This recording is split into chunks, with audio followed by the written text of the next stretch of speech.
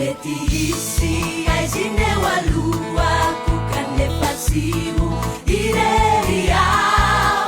fa ilay sakaiza eo anilako mampanatena fa hitarikay tanany fiteny fikiasany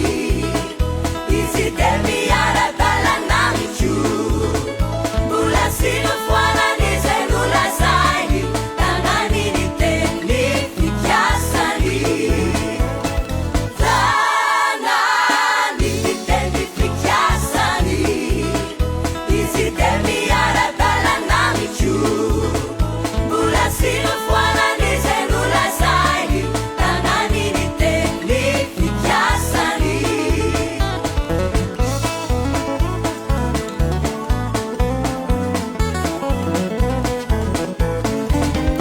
mety hoitako ny fahoriana sakaiza mety kotsy andray nefa raha mizoroako anany hanarondainy fitiavany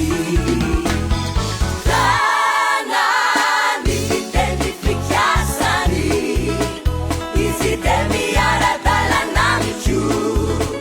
mbola sinofoanany zay nolazainy tanany ny teny fikiasany tanany fiteny fikiasany izy de miara-dalana miko mbola sinofoanany zay nolazainy tanany ny teny fikiasany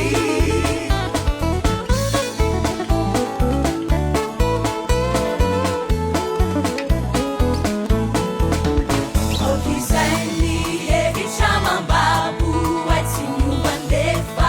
izy faty fitsapana sy asarakazy amin'ireo manaja ny anarany tanany fiteny fikiasany izy de miara-dalana miko